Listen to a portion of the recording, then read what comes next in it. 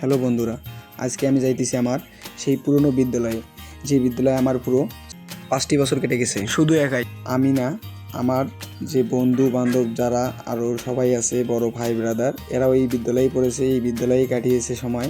তাদের ওই 6টি বছর এখানেই শেষ করেছে তারা। এখন আমি আজকে যাব আমার সেই বিদ্যালয়ে। দেখি আমার সেই বিদ্যালয়ে যাই আজকে কী কী আপনাদের আমি দেখাইতে পারি। আমি একটু শর্টকাট ভিডিও বানাইতে চাইলাম, তো তার জন্য আর কি ভিডিওটা বানানো।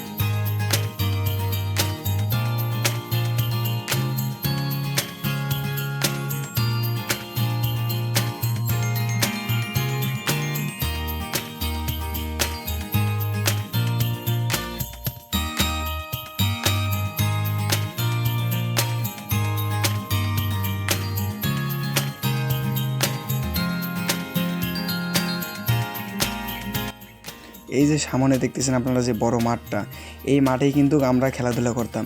আর ওই সামনে দেখতেছেন আমার স্কুল। যাই হোক, স্কুলটা একটু দূর থেকে দেখা যাইতেছে না, কিন্তু আমরা যখন এই মাঠে খেলাধুলা করতাম, আমরা যখন সিনিয়র ক্লাসে উঠতাম তখন জুনিয়রের সঙ্গে খেলতাম। আবার আমরা যখন জুনিয়র ছিলাম তখন সিনিয়ররা কিন্তু আমাদের সঙ্গে ক্রিকেট খেলতো, কিন্তু সিনিয়ররা আমাদের সাথে পাইতো না। আমরা যখন সিনিয়র হয়ে গেছি তখনও কিন্তু আমরা জুনিয়রের সাথে পাইনি আর কি। এখন আমাদের স্কুলের রোড দিয়ে আমরা যাইতেছি আমাদের স্কুলের ভিতরে যে একটু স্যারের সঙ্গে কথা বলবো। আমরা কিন্তু আমাদের স্কুলের ভিতরে প্রায় চলে আসছি। আর ভাই, আরেকটা বিষয় আসলে বলতে গেলে কি, আমার স্কুলের টিচাররা অনেক ভালো ভাই, খুব ভালো। এটা আমার বিদ্যালয়ের বারান্দা। এইখানে কিন্তু আমি ক্লাস 7 পড়েছি, কিন্তু ক্লাস 8-এ উঠে আমি কিন্তু এই বড় বিল্ডিংগুলো যে সাইডে দেখতেছেন, এই কিছু আগে যে দেখালাম, ওই বিল্ডিংয়ে কিন্তু আমরা ক্লাস 8, এই যে পাশে আমরা ক্লাস 8 আর 9, 10 এখানে কাটিয়েছি আর কি। আমরা এখন যাইতেছি আমাদের সেই ঐতিহ্যবাহী ঝালমুড়ির দোকান, যে ঝালমুড়ির দোকানদারকে আমরা নানা বলে ডাকি আর কি।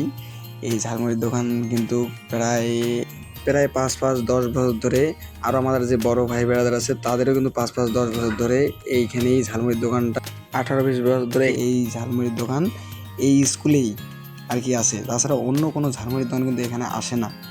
এই যে নানা আছে, এই নানা কিন্তু প্রায় মনে করেন ওনার ঝালমুড়ি যে এত সুন্দর হয়, আর এই ঝালমুড়ির দোকান কিন্তু প্রায় মনে করেন যে নানার বয়সটা, সে নাকি লাইফটাই আর কি শেষ করবে এই স্কুলে আর কি। তার সাথে কথা বলছি আমরা, কিন্তু সে যদি অসুস্থ না পড়ে তাইলে তার লাইফটা আর কি এখানে শেষ করবে। কেননা ঝালমুড়ি তার এত সুন্দর হয়, এত ভালো। এই যে নানা কিন্তু সেই হাসি খুশি মানুষ।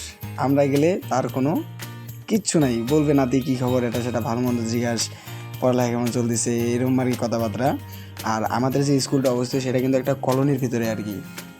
এই কলোনিতে মনে করেন যে আপনাদের আমসারের যে বড় বড় পদের যারা আছে তারা কিন্তু এখানে মানে আর কি থাকে আর কি। যারা চাকরিরত তারা কিন্তু এখানে আর কি বসবাস করে।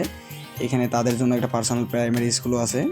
আমি আপনাদের এখন যে জায়গাটা দেখে দিছি, এই জায়গাটা কিন্তু আমার শুধু না, আমার বড় ভাই থেকে শুরু করে সবাইরই একটা পার্সোনাল সেন্সিটিভ জায়গা এটা আর কি। এটাতে এখন মনে করেন যে আমি ওইটাতে যাওয়া নিষেধ ওই জায়গাটাতে। তবুও আমি আপনাদের দেখানোর জন্য আর কি, আমার যেহেতু এই স্কুলের যে দপ্তরি আছে, সে উনি আমার নানা হয় আর কি, ওনার কাছে আমি একটু কাকুতি মিনতি করে ওই জায়গায় যাওয়ার ব্যবস্থাটা করলাম। এখন দেখি ওই জায়গাটাতে যাব, যে আপনাদের ওইখানে দেখাবো যে এখানে কেন এত সেন্সিটিভ জায়গা।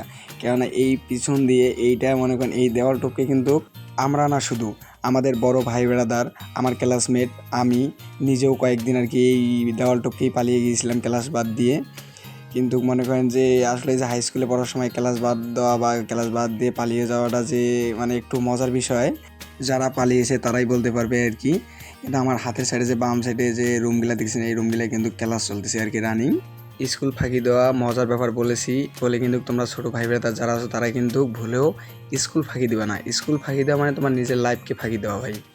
এই কাজ জীবনে ভুলেও করবা না। আমরা করেছি সেটা আমরা না বোঝায় ভুলবশত করে ফেলেছি, কিন্তু তোমরা কিছুই করবা না কিন্তু এই কাজ জীবনও করবা না। স্কুল লাইফ পালিয়ে যাওয়াটা বড় কথা না, এমনি জরুরি বিষয়ে 2-1 দিন সেটা হিসাব আলাদা, কিন্তু রেগুলারই পালাবা না কিন্তু।